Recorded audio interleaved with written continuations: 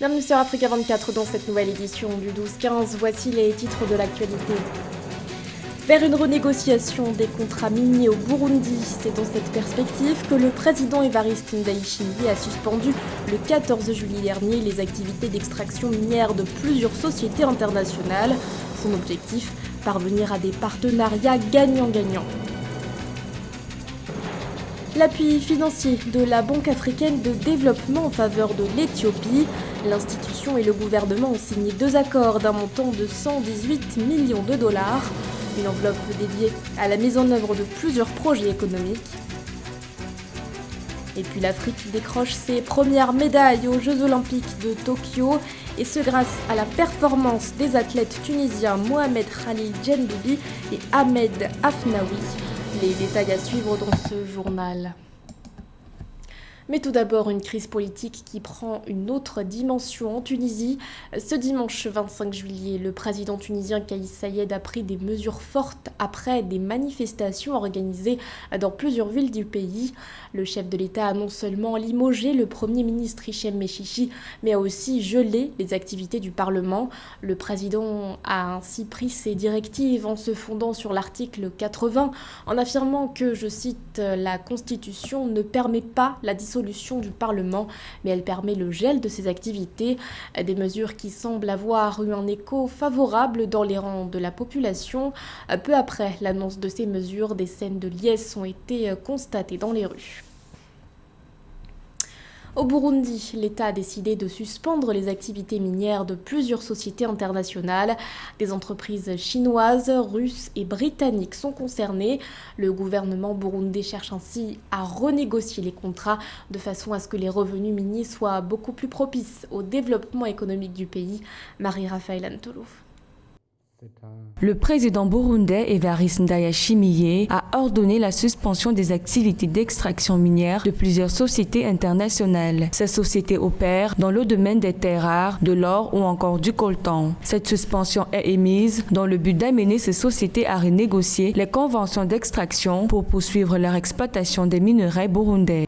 La décision qui a été prise par le président Ndayishimiye de suspendre les activités d'extraction de mines pour les métaux rares et les terres rares et le coltan et l'or est la bienvenue. Elle est la bienvenue parce que depuis le pouvoir Nkurunziza, plusieurs contrats miniers ont été négociés, plusieurs permis d'exploitation ont été négociés et accordés en toute opacité. Il y a eu plusieurs plaintes depuis un certain temps sur la manière dont ces mines étaient accordées à certaines multinationales. Il y avait pas mal d'opacité sur la manière dont elles sont accordées et des soupçons réels de corruption et de l'ancien ministre des Mines, mais aussi de certains caciques du pouvoir issus du parti que dirigeait à l'époque le président Ndayishimiye lui-même. D'après des observateurs, cette opération permettra au Burundi de pouvoir tirer profit de sa richesse longtemps pillée par des extracteurs externes. Son objectif est donc de négocier tous les contrats avec de grandes sociétés internationales qui sont dans le domaine minier. Par ailleurs, le président Ndayishimiye compte revoir par la suite le cas des sociétés minières semi-industrielles burundaises. Il est intéressant de revoir les rapports et qu'est-ce qui a été accordé à qui et comment. On parle de 10% pour le régime burundais, ou en tout cas pour le gouvernement ou le budget national, et de 90% pour les multinationales. C'est scandaleux, c'est inacceptable pour un pays qui commence à exploiter son sous-sol et qui espérait pouvoir avoir une source, une manne financière pour financer les grands projets de développement, toutes les problématiques d'infrastructures qui se trouvent maintenant dans le pays, mais aussi l'éducation, la santé, le logement et toutes les choses fondamentales, sans parler évidemment de l'énergie qui est une chose qui manque, une carence assez exceptionnelle au Burundi depuis quelques années. Selon des observateurs, le Burundi a perdu son contrôle sur ses minerais depuis le régime de Nkurunziza qui a multiplié les signatures des contrats avec des investisseurs étrangers dont le britannique Rainbow Rare Earths Ltd. Toutefois, le 14 juillet, le ministre de l'Hydraulique, de l'Énergie et des Mines a ordonné à toutes ces sociétés de suspendre toutes leurs activités afin d'aboutir à de meilleures ententes dans un esprit gagnant-gagnant.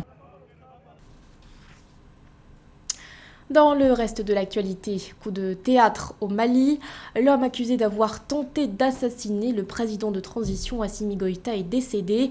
Une information divulguée par les autorités maliennes le 25 juillet. L'assaillant est décédé à l'hôpital où il était placé sous surveillance. Si le communiqué officiel ne précise pas les raisons de son décès, il est indiqué qu'une autopsie a été réclamée. Pour rappel, l'homme avait tenté d'assassiner à l'arme blanche le président de transition le 20 juillet dernier à la grande mosquée de Bamako. Son identité n'a toujours pas été dévoilée. 118 millions de dollars, c'est le montant de 2 accords de financement signés entre le gouvernement éthiopien et la Banque africaine de développement. Un partenariat qui permettra à l'Éthiopie de concrétiser divers projets, dont un en faveur de l'employabilité des jeunes. Marie-Raphaël Antolo.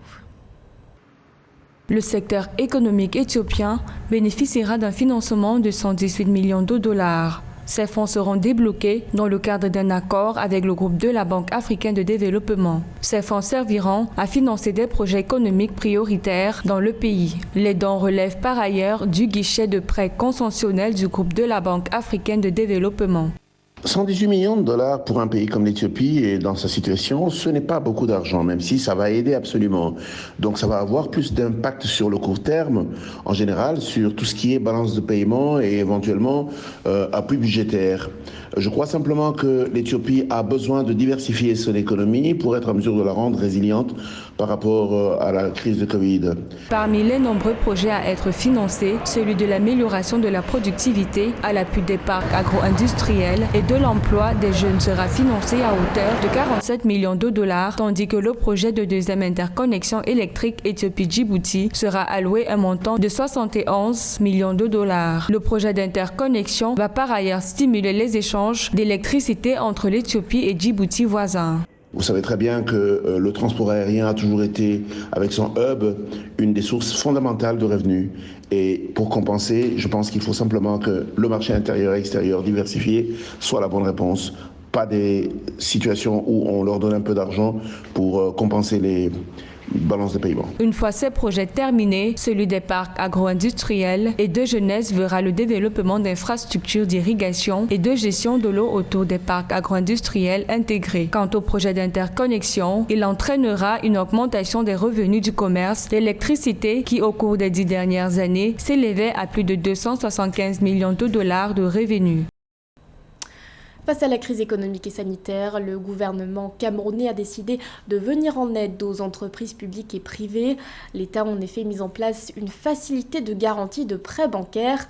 Conscient de l'impact de la crise sécuritaire dans le nord-ouest et le sud-ouest, les autorités ont aussi prévu une disposition spéciale pour les entreprises installées dans ces régions.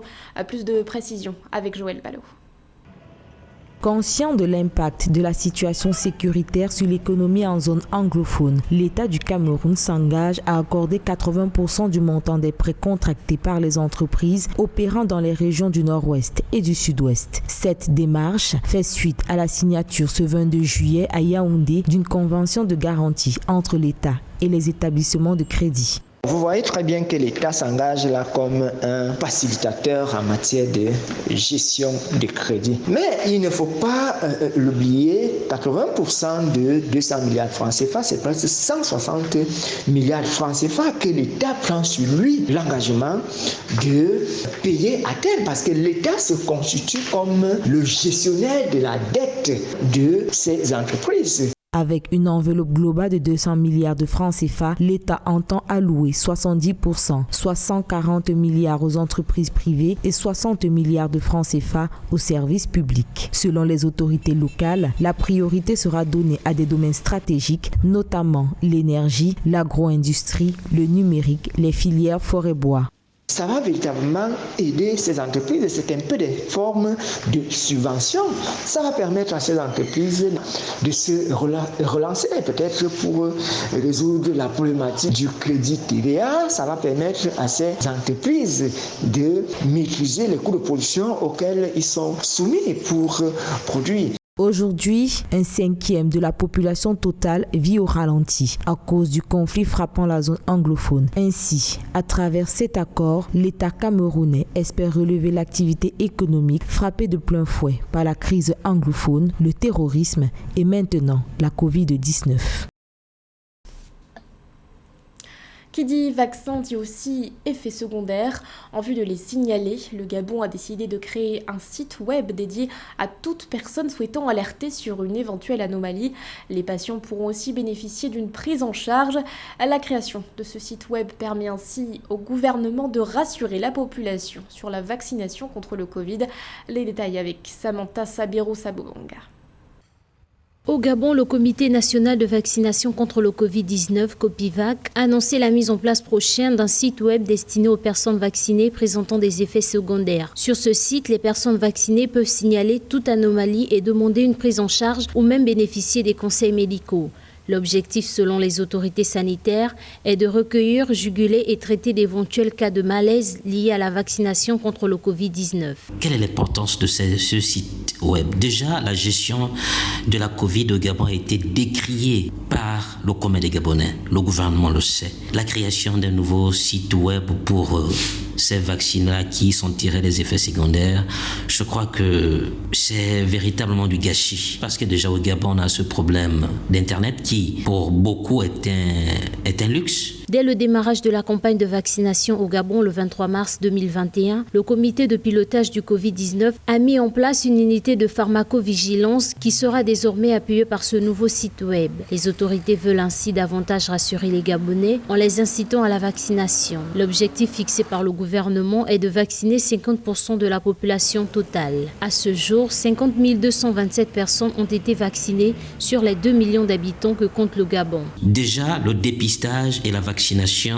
eux-mêmes n'ont pas assez d'engouement. Et la création d'un site, quel engouement aura-t-il ce site? Je crois que le gouvernement oriente ses priorités ailleurs qui ne sont pas à l'avantage du peuple gabonais. Toutefois, par rapport à la cible de ce site, les autorités gabonaises ont tenu à rassurer les populations. Aucun effet secondaire majeur n'a été rapporté depuis le démarrage de la campagne nationale de vaccination à travers le pays.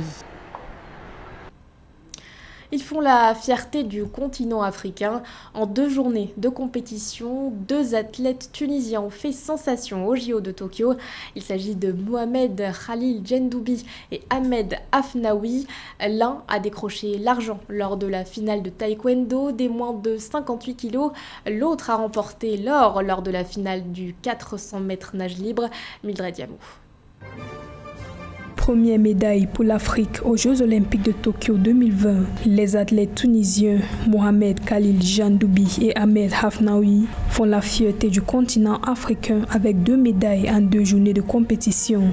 Malgré les échecs observés dans plusieurs disciplines, l'Afrique fait une entrée remarquable grâce aux médailles d'or et d'argent remportées dans les disciplines de taekwondo et de la natation.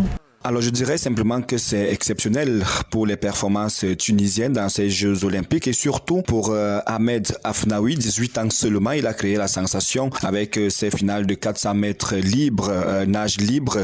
Donc tout simplement, et vous voyez que après les Jeux Olympiques de Pékin en 2008 dans cette discipline, la Tunisie revient en 2020 ou encore en 2021 et puis il succède à Oussama Meloui et qui avait donc été sacré dans les 1500 mètres lors des Jeux de Pékin. Donc simplement exceptionnel pour lui. Et vous savez que c'est un travail de dur labeur pour Afnaoui qui n'était pas sa première expérience quand même. Le taekwondoïste Mohamed Khalil Djendoubi de 19 ans a remporté une médaille d'argent en taekwondo en s'inclinant 16-12 en finale des moins de 58 kg contre l'Italien Vito Del Aquila. Le nageur Ahmed Afnaoui de 18 ans a pour sa part remporté la médaille d'or sur 400 mètres nage libre, le premier titre africain à cette compétition. Pour l'autre qui est tout simplement médaillé d'argent dans le cadre, il s'agit de Mohamed Khalil, donc médaillé d'argent également. De ce côté également, je dirais que ce n'est pas beaucoup une surprise, c'est beaucoup d'années de travail, donc de dur labeur. Et vous savez que ça fait beaucoup d'années aujourd'hui que dans cette discipline, le taekwondo, la Tunisie n'avait plus remporté des médailles, surtout aux Jeux Olympiques. On parle de 50 ans, après 50 ans, donc il revient et il n'a que 19 ans également. Donc c'est exceptionnel exceptionnel.